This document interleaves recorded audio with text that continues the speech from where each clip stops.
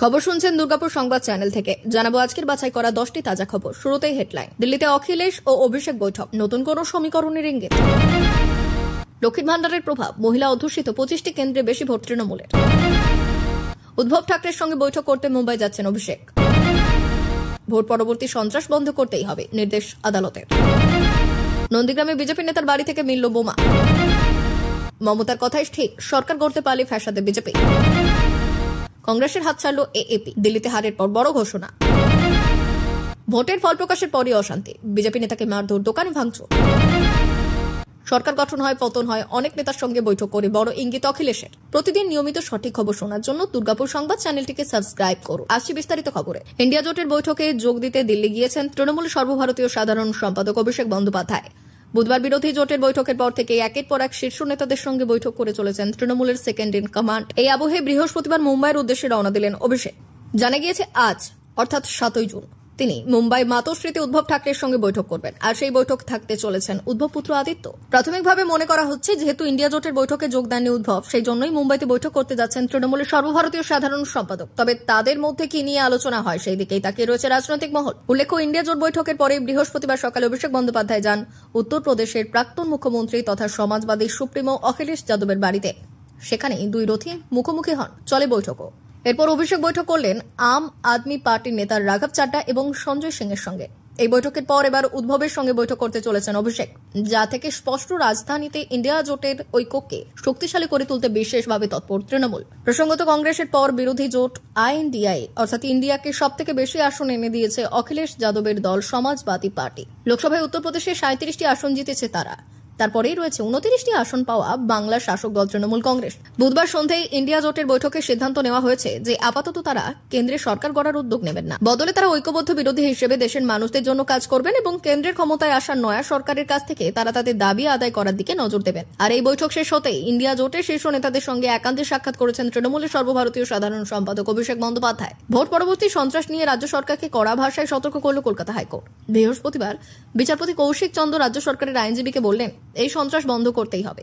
আমরা সংবাদ মাধ্যমে দেখেছি ভোট পরবর্তী সন্ত্রাস চলছে। আগের বিধানসভা ভোটের পর যা হয়েছিল এখনো তাই হচ্ছে। আপনাদের লজ্জা হওয়া উচিত। আপনারা কি অস্বীকার করতে পারেন যে ভোট পরবর্তী সন্ত্রাস হচ্ছে না? এই রাজ্য ছাড়া আর কোথাও এই অভিযোগ আছে? বিচারপতি চন্দ্র বললেন, রাজ্য সরকার যদি এটা নিয়ন্ত্রণ করতে না পারে বা সমস্ত তথ্য আদালতের সামনে পেশ না করে, তাহলে আগামী 5 বছর রাজ্যে কেন্দ্রীয় বাহিনী মোতায়েন করার নির্দেশ দিতে হবে। এই ধরনের ঘটনা আটকাতেই হবে। প্রয়োজন হলে আমরা এমন নির্দেশ দেব যাতে আক্রান্তরা অনলাইনে অভিযোগ দায়ের করতে পারেন। ভোট পরবর্তী হিংসে সংক্রান্ত মামলার আবেদনকারীর দাবি, ভোটের সময় থেকে শুরু করে এখন পর্যন্ত রাজ্যে কমপক্ষে 11 জনের মৃত্যু হয়েছে হিংসের কারণে। ডিভিশন বেঞ্চের অপর বিচারপতি অপূর্ব সিংহ রায় বললেন, আমরা কি করে বুঝবো যে 11 জনকে খুন করা হয়েছে? মামলাকারীর আইনজীবী দাবি করেছেন তাদের কাছে সমস্ত তথ্য রয়েছে। বিচারপতি চন্দ্র রাজ্যের আইনজীবীদের উদ্দেশ্যে বললেন, কি পদ্ধতিতে এই হিংসে আটকানো সম্ভব সেটা আমাদের জানান। মানুষ যাতে সঙ্গে সঙ্গে এফআইআর দায়ের করতে পারে তার ব্যবস্থা করতে হবে। স্থানীয় থানায় না গিয়েও মানুষ কিভাবে এফআইআর করতে পারে সেটা জানান। আমরা চাই না যে ব্যক্তি একবার আক্রান্ত হয়েছেন তিনি থানায় গিয়ে আরো হেনস্থার শিকার হন। বিচারপতির আরো মন্তব্য, পশ্চিমবঙ্গই একমাত্র রাজ্য যেখানে নির্বাচন কমিশন ভোট শেষ হওয়ার পরেও কেন্দ্রীয় বাহিনী রেখে দেওয়ার নির্দেশ দিয়েছে। যদি কোনো এফআইআর দায়ের করতে না হয় তবেই আমরা খুশি হব।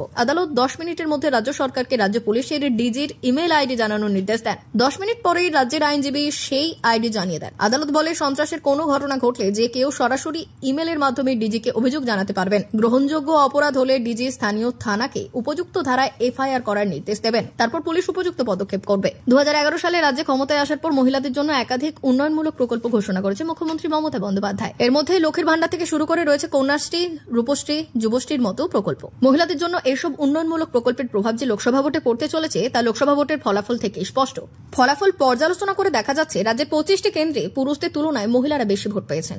এই 25টি কেন্দ্রের মধ্যে 15টিতে জিতেছে শাসক শিবির। লোকসভা ভোটে প্রকাশিত ফলাফল অনুযায়ী যে 25টি কেন্দ্রে পুরুষদের তুলনায় মহিলা ভোট বেশি পেয়েছে তৃণমূল, সেগুলি হল কোচবিহার, আলিপুরদুয়ার, রায়গঞ্জ, বালুরঘাট, মালদহ উত্তর, মালদহ দক্ষিণ, জঙ্গিপুর, বহরমপুর, মুর্শিদাবাদ, কৃষ্ণনগর, মথুরাপুর, উলুবেড়িয়া, আরামবাগ, হুগলি, ঘাটাল, মেদিনীপুর, বর্ধমান, বীরভূম, বোলপুর, বনগাঁ, রানাঘাট, তমলুক, কাঁথি, পুরুলিয়া ও কলকাতাও। এই 25টি কেন্দ্রের মধ্যে 15টি কেন্দ্রে তৃণমূল প্রার্থী জয়লাভ করেছে। এর মধ্যে উত্তরবঙ্গ, কোচবিহার ছাড়া কোনোটি তৃণমূলের দখলে যায়নি। অন্যদিকে দক্ষিণবঙ্গে বনগাঁ, রানাঘাট, তমলুক, কাঁথি, পুরুলিয়ায় মহিলা ভোট বেশি পেলেও আসনগুলি বিজেপির দখলে গিয়েছে। উল্লেখ্য, এবার লোকসভা ভোটের আগে লক্ষ্মীর ভান্ডার প্রকল্পে প্রতিটি পরিবারের মহিলাদের 500 টাকা থেকে বেড়ে করা হয়েছে 1000 টাকা।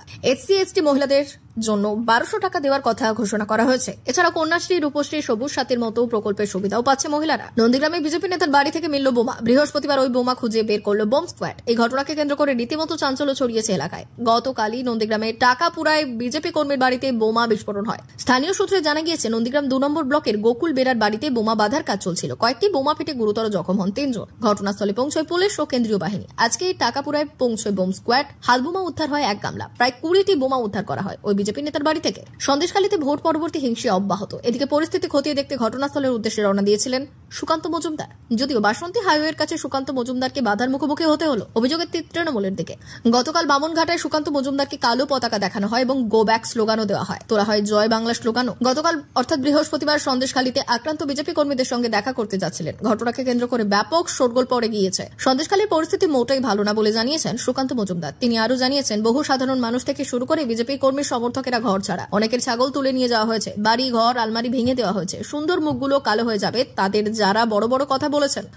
গতকাল দিল্লিতে গেছেন সুকান্ত মজুমদার। সেই সঙ্গে বাংলার পরিস্থিতির সম্পর্কে স্বরাষ্ট্রমন্ত্রী অমিত শাহের সঙ্গে কথা বলবেন এবং আশ্বাস দিলেন। যদিও বঙ্গে বিজেপির খারাপ ফল নিয়ে মন্তব্য করতে নারাজ বালুরঘাটের বিজেপির প্রার্থী। তিনি জানিয়েছেন, দিলীপ দাস সিট বদল হয়েছে, তাই হয়তো পরাজয়। রাজ্য সভাপতি হিসেবে আমি সব দায় নেব। দিলীপ ঘোষের আসন বদল নিতে কিছু বলবো না। মিথ্যে কথা বলি, মমতার সাকসেস হয়েছে। সন্দেশখালী বাংলায় মহিলাদের নাড়া দিয়েছে। চিন্তা নেই, হাওয়া ঘুরবে। 2026 সালে বঙ্গে বিজেপির সরকার গঠন হবে। সুকান্তের দাবি, এবার ভোটে লড়াই অনেক কঠিন ছিল। আমাকে হারানোর অনেক চেষ্টা হয়েছে। রেজাল্ট বেরোনোর আগে অব্দি হারানোর ব্যাপক চেষ্টা হয়েছে। বালুরঘাটে জয় নিয়ে আশাবাদী ছিলাম। ধর্ষণের অভিযোগ নিতে নিষ্ক্রিয়তার অভিযোগ উঠল পুলিশের বিরুদ্ধে। প্রতিবাদ করায় তৃণমূল নেতাকে থানার লকআপে ঢুকে বেধড়ক মারধরের অভিযোগ। প্রতিবাদে পূর্ব মেদিনীপুরের ভগবানপুরের রাস্তায় আগুন জ্বালিয়ে বিক্ষোভ স্থানীয়দের। পূর্ব মেদিনীপুরের ভগবানপুর থানার পূর্বরার গ্রামের বাসিন্দা বছর নায়কের এক নাবালিকা যৌন নির্যাতনের শিকার হয় বলে অভিযোগ। প্রতিবেশী এক যুবক হাত, চোখ ও মুখ বেঁধে ধর্ষণ করে বলে জানা গিয়েছে এবং জানিয়েছে ওই নির্যাতিতা। ঘটনাটি জানাজানি হওয়ার পর ভগবানপুর থানার দ্বারস্থ হন নাবালিকার পরিবারের লোকজন। অভিযোগ জানাতে গেলে পুলিশ তার নিতে কার্যত অস্বীকার করে বলে অভিযোগ। সে কথা শুনে তৃণমূল পঞ্চায়েত সদস্য শেখ আক্তার রহমান থানায় যান। অভিযোগ, পুলিশ তার সঙ্গে দুর্ব্যবহার করে। থানার লকআপে ঢুকিয়ে তাকে বেধড়ক মারধর করা হয়। পুলিশি অত্যাচারে তার মাথা ফেটে যায় বলেই দাবি। আহত পঞ্চায়েত সদস্যকে প্রথমে ভগবানপুর হাসপাতালে নিয়ে যাওয়া হয়, তবে আশঙ্কাজনক হওয়ায় তাকে তমলুক জেলা হাসপাতালে স্থানান্তরিত করা হয়। পুলিশি অত্যাচারের অভিযোগ তুলে প্রতিবাদে সরব স্থানীয়রা। ভগবানপুরের রাস্তার উপরে আগুন জ্বালিয়ে পথ অবরোধ করে বিক্ষোভ দেখাতে শুরু করে তারা। তার ফলে এলাকায় ব্যাপক উত্তেজনা ছড়ায়, যানজটের সৃষ্টি হয়। লোকসভা নির্বাচন 2024-এর ফলাফল ঘোষণার পর ইন্ডিয়া জোটের নেতারা সক্রিয়। বুধবার কংগ্রেস সভাপতি মল্লিকার্জুন খার্গের বাসভবনে জোটের বৈঠক হয়। সেই সঙ্গে এখন বৃহস্পতিবার জোটের অনেক নেতার সঙ্গে বৈঠকে বসেন প্রধান অখিলেশ। অখিলেশ বর্তমানে দিল্লিতে রয়েছেন।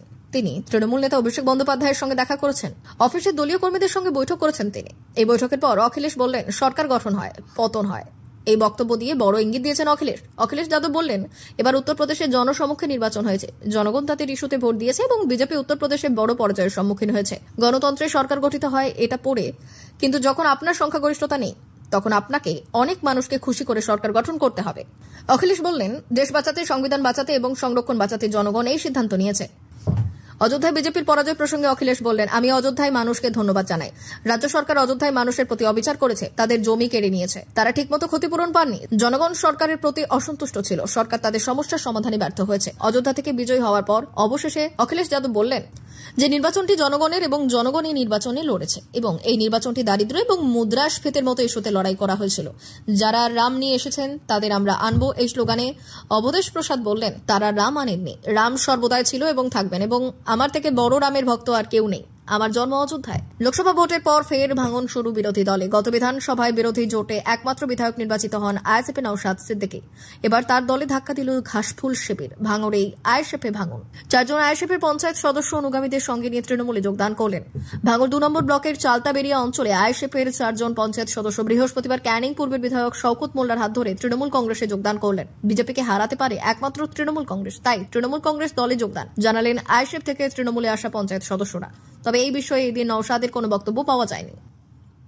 এতক্ষণ খবর শুনছিলেন দুর্গাপুর সংবাদ চ্যানেল থেকে। খবর এখনকার মতো এই পর্যন্তই। ধন্যবাদ।